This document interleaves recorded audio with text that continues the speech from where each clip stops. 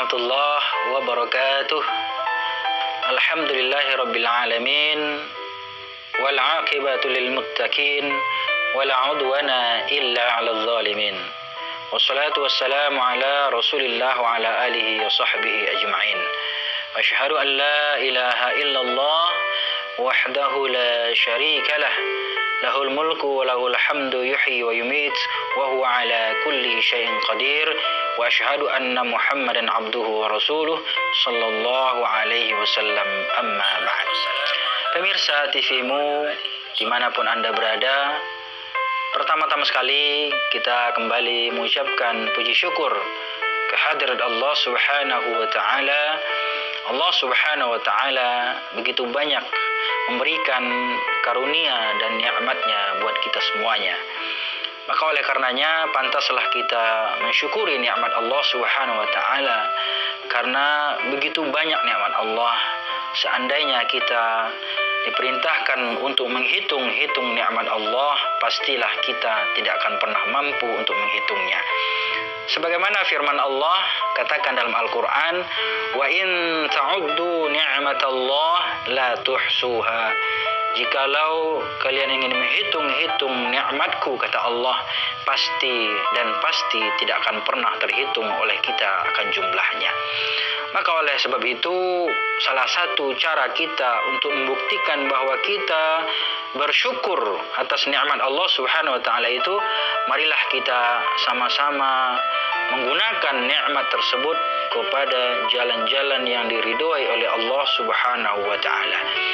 Sahabat TV-mu yang dirahmati Allah, yang kedua, salawat dan salam senantiasa tercurah buat junjungan kita Nabi Muhammad sallallahu alaihi wasallam. Rasulullah sallallahu alaihi wasallam adalah contoh dan tauladan dalam kehidupan kita. Mudah-mudahan kita senantiasa di dalam lingkaran sunnah-sunnahnya, mengamalkan sunnah-sunnahnya. Tidak ada hal yang paling indah yang kita rasakan selama kita hidup di dunia ini kecuali kita berada di dalam sunnah-sunnah Nabi. Rasulullah SAW diutus oleh Allah Subhanahu wa taala untuk mengajarkan kita, mengangkat derajat kita dari kebodohan sehingga menjadi zaman Islam yang penuh dengan penuh keberkahan seperti apa yang kita rasakan. Oleh karenanya, marilah kita senantiasa mengucapkan salawat atas Nabi Muhammad sallallahu alaihi wasallam. Allahumma shalli wa sallim ala Muhammad wa ala ali Muhammad. Sahabat TV-mu yang dirahmati Allah Subhanahu wa taala, saat ini sahabat lagi menyaksikan suatu acara kajian sirah nabawiyah, yaitu membahas tentang sejarah perjalanan hidup Rasulullah sallallahu alaihi wasallam. Pada segmen ini, pada episode ini kita akan membahas tentang yaitu perintah pelaksanaan dakwah kepada Allah Subhanahu wa taala.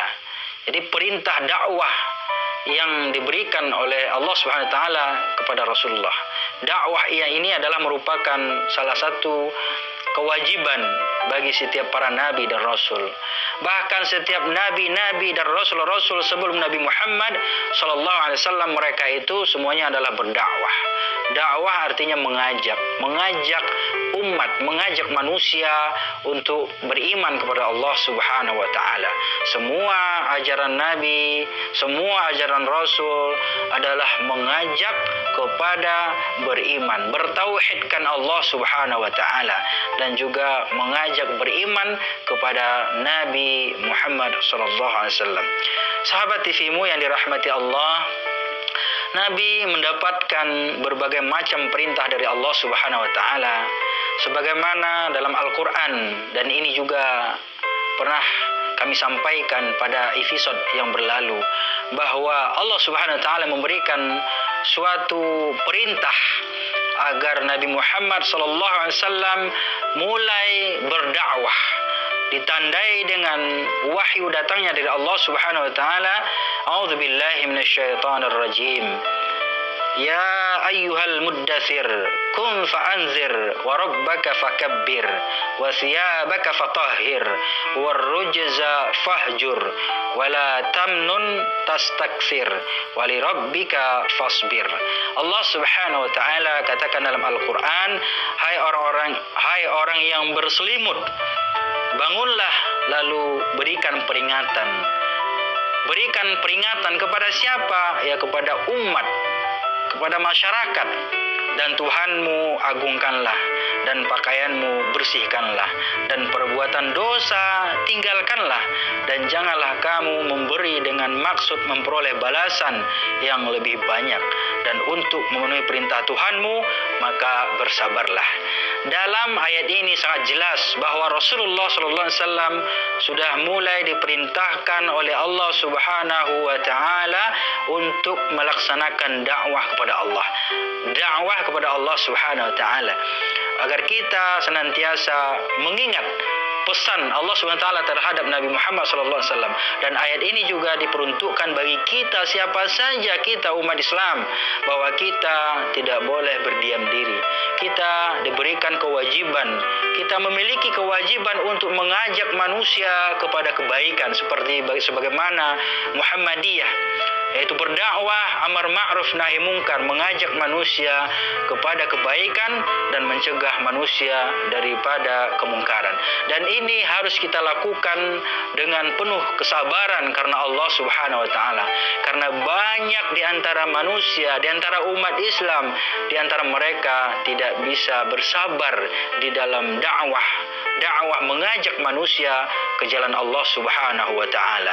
Sahabat TVmu yang dirahmati Allah, sepintas lalu ini merupakan perintah-perintah yang sangat sederhana, namun pada hakikatnya memiliki tujuan yang sangat luar biasa, tujuan yang sangat mulia, dan ini sangat berpengaruh kepada dakwah kita sebagai umat Islam. Sahabat TVmu yang dirahmati Allah Subhanahu wa taala, tujuan dalam dakwah ini salah satunya adalah memberikan peringatan. Maka Nabi Muhammad SAW diutus oleh Allah Subhanahu wa taala untuk manusia adalah untuk memberikan peringatan kepada manusia, agar manusia taat kepada Allah, agar manusia beribadah kepada Allah, agar manusia berakhlakul karimah. Inilah tujuan Rasulullah SAW diangkat oleh Allah Subhanahu wa taala sebagai Rasulullah, sebagai Nabi akhir zaman. Sahabat yang dirahmati Allah Subhanahu wa taala, ini saja kita sampaikan pada segmen ini. Kita akan lanjutkan setelah jeda pariwara berikut ini.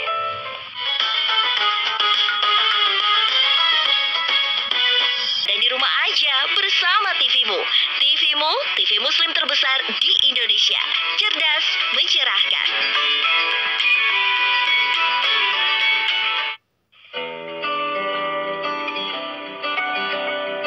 Keindahan dari sebuah kata yang dituangkan dalam puisi yang berjudul Meniti Kehidupan karya Taufik Ismail.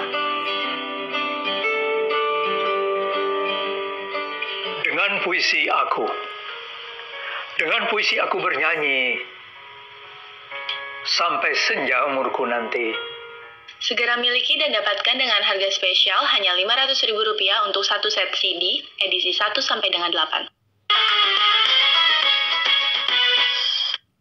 Sahabat TVmu yang dirahmati Allah Subhanahu wa taala, kita lanjutkan kajian kita Sirah Nabawiyah, yaitu pada episode ini perintah Allah Subhanahu wa taala dalam berdakwah.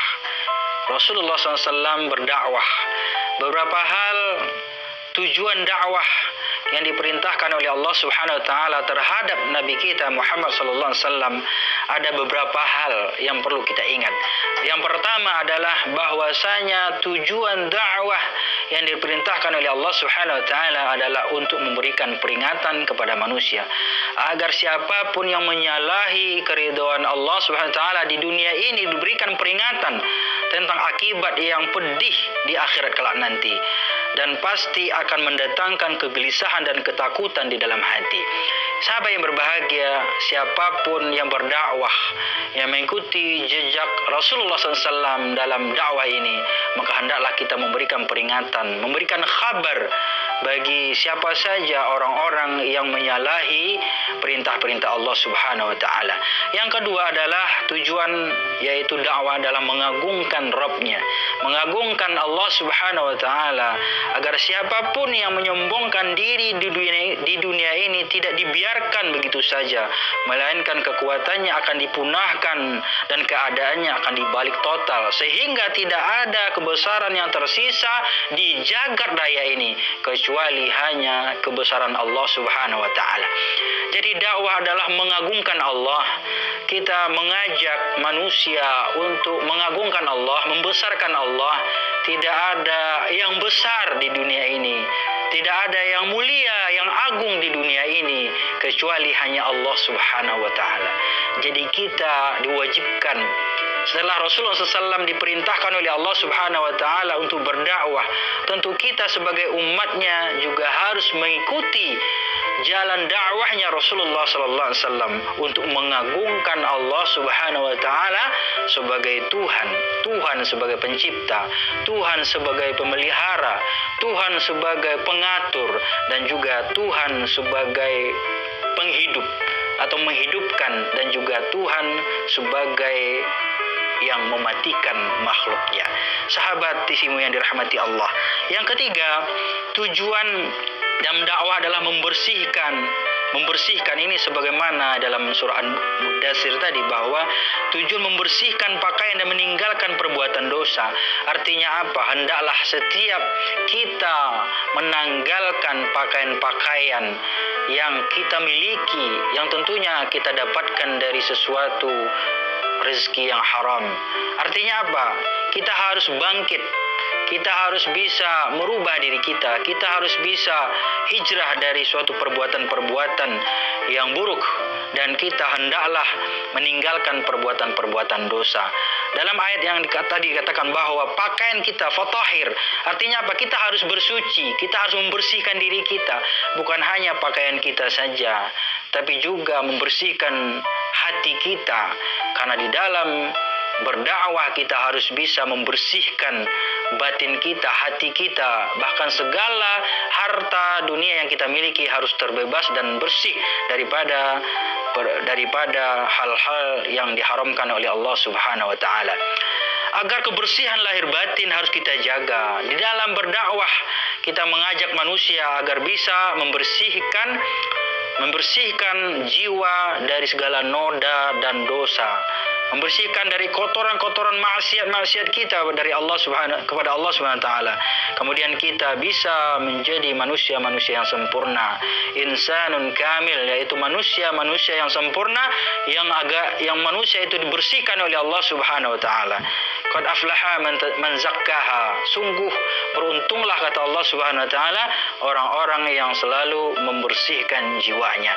Agar jiwa manusia berada di lindungan rahmat Allah Subhanahu wa taala, maka kita senantiasa berusaha membersihkan diri kita. Kita harus bisa menjaga diri kita, memelihara diri kita daripada perbuatan-perbuatan yang dimurka oleh Allah Subhanahu wa taala. Yang keempat, bahwasanya tujuan dari dakwah Rasulullah SAW adalah larangan mengharap yang lebih dari apa yang diberikan. Dalam ayat yang tadi Al-Mudaththir, yang keempat tujuannya adalah larangan mengharap lebih dari apa yang kita berikan. Bahwasanya apa yang kita berikan, biarlah Allah Subhanahu wa taala yang akan membalasnya. Jangan pernah sekalipun kita di dalam dakwah kita mengharapkan sesuatu yang besar balasannya daripada manusia.